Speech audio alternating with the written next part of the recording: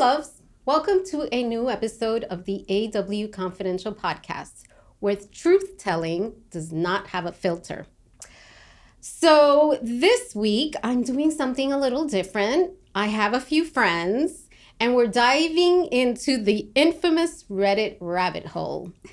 Am I the a-hole? I don't want to get censored. Facts. Because sometimes the line between villain and victim is a little blurry. Buckle up for some messy morals, spicy opinions, and zero sugarcoating. I have some friends today. Well, actually, you're my friend / daughter, which all of you guys know because you've been on the podcast, Mother-Daughter Chaos. And Veronica, as well, has been on the podcast a couple times. Our licensed therapist to make sure we don't go too off the rails. Fair. Let's go off the rails. So this will be an unhinged episode of the AW Confidential Podcast. Mm-hmm. So one of the things that I want to do is I want to bring in my daughter, Avani, to share some stories from Reddit black hole. And I'm going to share a couple. Veronica has no idea what the stories are. So do you want to start or do you want me to start? I'll start. Yeah. Okay. So I pulled a couple of stories and Veronica has no idea what they are. And Avani does not know the stories that I picked out. Mm-hmm. So this is the first one. Am I the asshole? Sorry, I said it. See? Well, am I the... Rewind. Oops. Am I for getting a bunch of women pregnant and not committing to them? I, 21 male, just moved to the beach and got my own house. I decided to dedicate life to one thing, becoming the next NC. Nick. Anyway. Oh. I downloaded a dating app and set it as being open to one-night stands. And that's all I'm open to. I've had relations with at least 6 women. I'm fine with creating babies, just not raising them. However, the women aren't too thrilled with this whole thing. One of them is even having twins. I congratulated them on becoming moms, but they seem really mad at me. Am I the asshole? Sorry, I said it. Anyway, small update here. I am now up to 36 kids and counting. Actually, there's a second one. Apparently, he just made a new update. Over 50 babies. But yeah, I don't know. Anyway, so is he an asshole for getting women pregnant and not committing? I have an opinion. 100%. He is an a-hole. For sure. But these women are... Can I play devil's advocate to that real quick, though? Okay. Oh, my God. I'm sorry. Okay. I guess my question to that, though, is, so was he upfront about what he was looking for and doing? Or was it like, nah, I'm going to just go impregnate all these women and, like, peace out? That's right. Because if you know what you're walking into and you're doing it anyway, are you a victim? That's a good point. I think you mentioned that he said he was open to one-night stands. Yes. But... One-night stands, no condoms? Jeez, 50 wow. 50 kids? 50 is like... 50 kids. I mean... That's a problem. Yeah, I can't imagine. So as a therapist, what do you think? Oh, Lordy. Jeez. No, I do think that you're right. There is, I think both things can be true. Is he an a-hole? Yes. Yeah. Do these women have to be accountable for their decisions? Yes. Okay. That was pretty clear. Agree? There's a lot going on there. So the guy is not necessarily an a-hole. I think he's an a-hole. I definitely think so. Because then I'm also like, wait, but do they know about what's that he went in trying to be the next NC? He probably could have stopped at 12 and been the next one. But Okay, so we're kind of split on this one. All right. No, he's definitely... Do you want to offer up the next story? Yes, I definitely will. So the next one is... Am I the a-hole for throwing out a piece of art my boyfriend ruined? 2 years ago, I saw an original watercolor piece that I liked, and I contacted the artist and bought it. When the piece arrived, I sought a frame for it, but I hadn't been able to find a frame for that size anytime I went to the store. They were all too big or small, so I kept the piece in an envelope in my desk. I would sometimes look at it, remember I had to find a frame for it, but would later forget. Work, family, and life leaves little time to devote to thinking about a frame for a painting, and I don't have any framing businesses near me, so that wasn't an option either. Today, my boyfriend is dusting and comes out the office to show me the painting on a spare frame he'd been using for something else. I asked him if the frame was 9 by 12, and he tells me it's 8 by 10. That he had to cut a piece of the artwork to make it fit. When I look at the piece, when I look at the piece, it went from a centralized composition to having a composition indented to the left side because he cut a whole inch off the side to save the artist's signature, which was on the extreme opposite end. For reference, imagine if you cut the Mona Lisa to the point where the head is no longer in the center. When he notices I'm perplexed, he nonchalantly tells me that the painting was in the envelope anyways, and it's better if it's out so we can see it. I get mad because this is not the first time he's taken something of mine and given it away, offered it to someone, or just not ask and do whatever he wants with it. His mother does the same thing with his things at her house. In their family, if you're not using something, anyone can do with it as they please. I explained to him, in my family, you don't do anything with other people's stuff.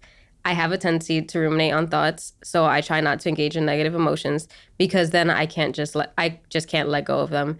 And I cycle through them, and it makes my life miserable. And I have to devote a lot of energy to get me back to normal. Every time I looked at the frame painting, I felt a new wave of sadness, anger, and frustration ripple over me. So I took the frame down, took the painting out, ripped it in 4 pieces, and threw it in the garbage. When my boyfriend saw it, he was shocked and visibly hurt. I get that his intentions were good, but he ruined a piece of art that was not his to begin with. Now it's awkward at home, and I'm still fuming, and he said, am I the a-hole? Ooh. Well, you are an artist, so I'm sure to you that's very personal. Yeah. He's an asshole. He's an asshole for sure. Like, I can't imagine just cutting someone's work in any way, shape, I can't. It's inconsiderate. Yeah. You know, it's inconsiderate. Did she kick him out? Is there an update? Oh my gosh. Interesting. The overall vote for this one was not the asshole. He's not the asshole? No, that she's not the asshole. She's not the asshole. Okay. Yeah, she's not. No, he is. No, yeah, I don't see any updates on this, but... Well, I mean, that's not a reason to break up with the guy. What do you think, Avani? Yeah, I agree with that. Personally, I think there's a lot that... Well, I think he's definitely the asshole. The a-hole for it. My bad. It's too late now. Keep doing it. He definitely is, because it's like, she was the one that bought the painting. She knew, like, she wanted to find a very specific frame for it. Not, if she wanted to just cut it, I think she would have done it a long time ago. And it's the fact that he cut an entire inch off of just one side of the painting at that. So, I don't know. I'm just like... It should have been discussed. It should have been discussed, but then for him to sit and also be like, well, in my family, we do whatever we want with anyone's stuff that's not being used. I'm like, sir, you probably need therapy for that alone, because if you think that's okay, and it doesn't mention ages. So we don't know if, this is 30 years of him being that way. True. That's and true. She's mentioned, okay, he's done it in the past with things that are hers too. I'm like, I think at that point, especially given that now he's the one that's upset and thinks that she's in the wrong, but he doesn't see the fault in his Well, I think area. I think the other thing is, like, one of the things that you do when you move in together is discuss things, right? Yeah. Like, what, you don't touch this or don't move This is that off or whatever limits. it is. Like the boundaries that we speak so much about. It's the or that I boundary speak thing. so much about. You should have some sort of agreement, some sort of conversation. Yeah. So I think it's more about having the conversation, communicating what makes you uncomfortable, what is not okay. So I think it's that. So that's, for me, that's it. Like, you just have to set boundaries. Yeah. She's not an a-hole. But talking about family, I have an interesting one here. Am I the asshole for breaking up with my boyfriend after he told me this? Hi, Reddit. I am new to this and just needed advice outside my family and friends. So, female 23, have been with my boyfriend, male 24, for 3 years. I love him. We had an amazing relationship where we both supported each other in everything we did. At least I thought we did, until I met his mother. The reason I haven't met his mother was because she lived out of state. Anyway, the first time I met his mother, she asked if I was taking care of her boy, like feeding him, doing his laundry, cleaning our house, sorry. And I said, yes, I am. Mind you, I'm working a job while going to college, and I come home and start cleaning while he's just playing video games or taking a nap. She asked me if I was a stay-at-home girlfriend. I said, no, I'm not. That I have a good paying job and I'm going to college. She told me, God. Hold on. She told me I should drop out and quit my job to be a stay-at-home girlfriend. I said, no, I really want to become a lawyer and I need to go to college so I can do so. She looked shocked and told my boyfriend he deserves better than me. He didn't argue with her and agreed that he deserves a girlfriend who is a stay-at-home girlfriend. Later that night, I broke up with him and moved out the next day.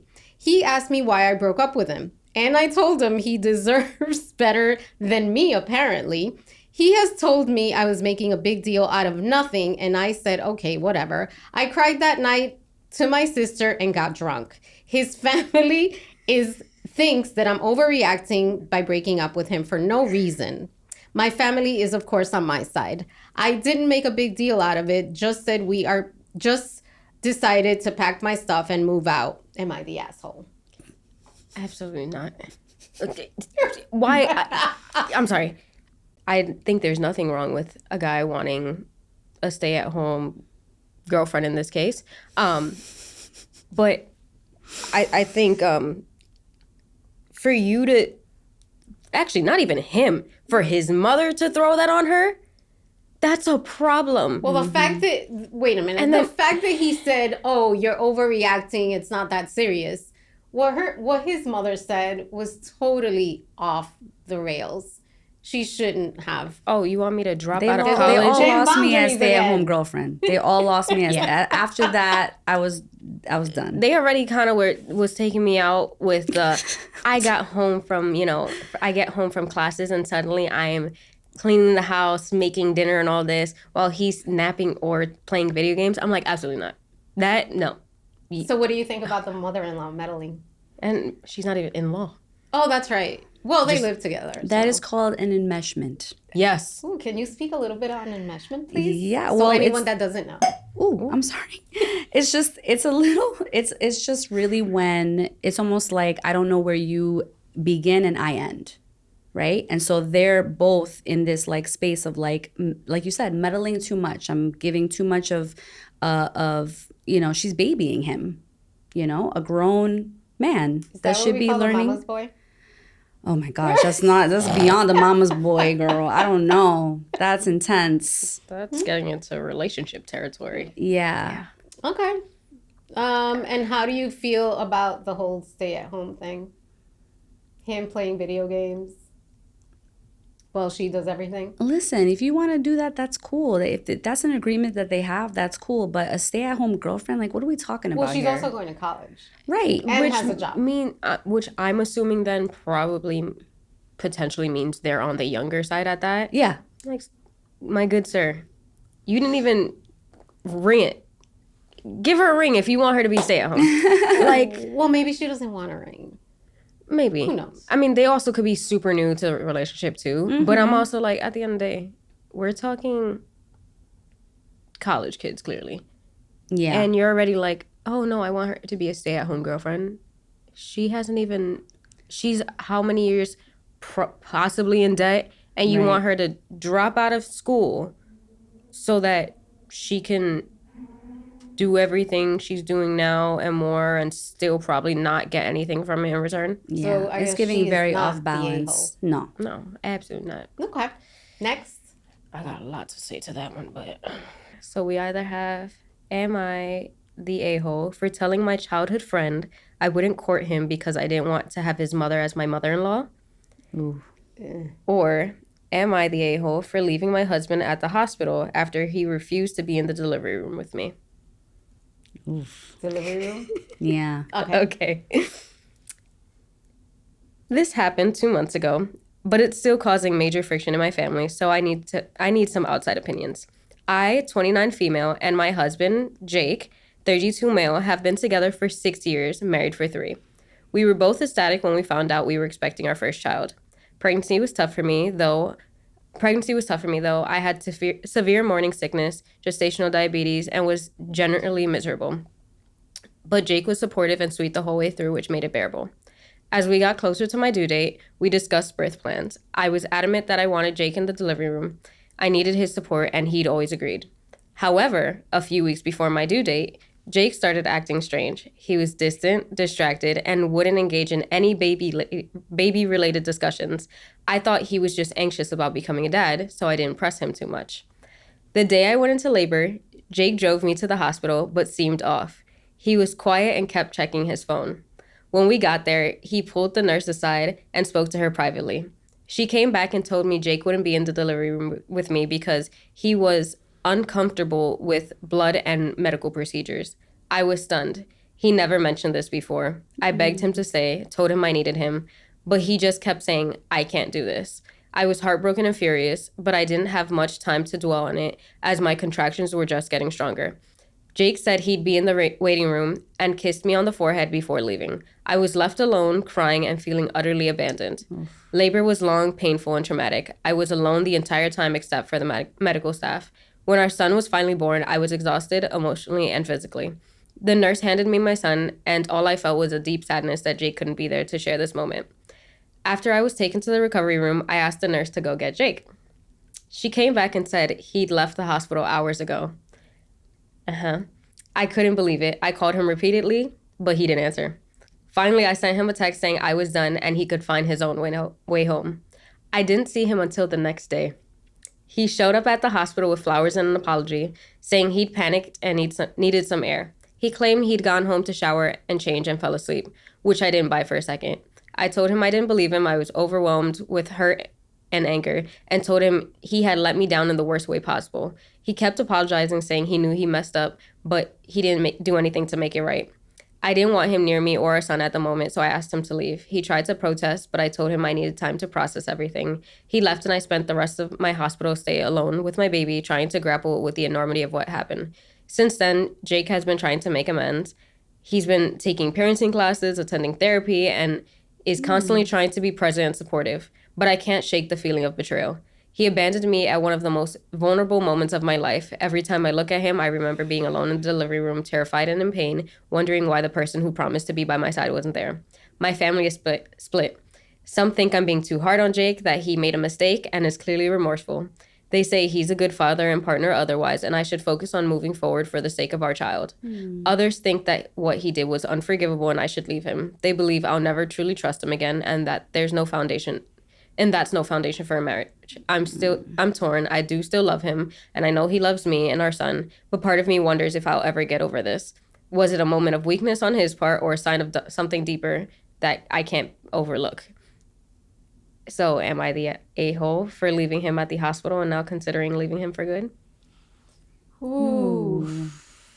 Well, I have to say, how do you trust someone that leaves you in one of the most vulnerable spaces you could find yourself? I think that is huge. But he is going to therapy and trying to work through whatever that issue is. So I don't know. I just feel like therapy.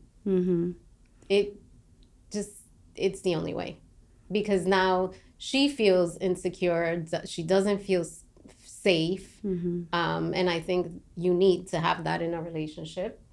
But it sounds like he's trying.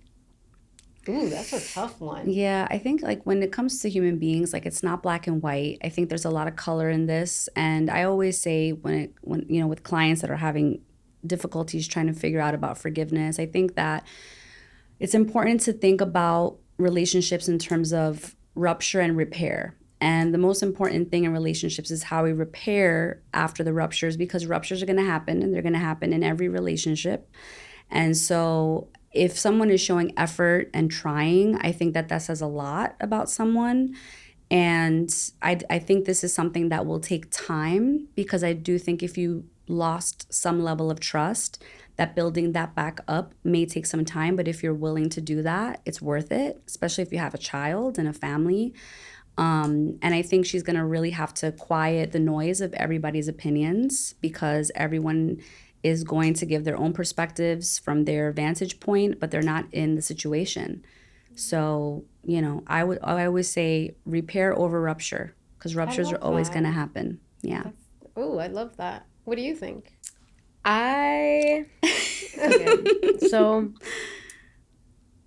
I'm a little more curious in the sense of something still feels off to me, only because of the little things that she mentioned about prior, like him suddenly like checking his phone, being really distant.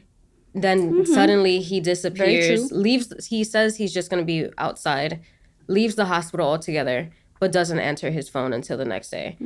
So that makes me a little, were you really that you weren't answering your phone? Because I don't know. I think about it from the perspective of like, if I was a guy, I would like to think that if my partner was giving birth and let's say I really couldn't do the whole medical procedure thing, I don't think I'd leave the hospital, and I definitely wouldn't turn my phone off, because what if they have to call me, because something happens, it goes sideways, and they need to do a procedure.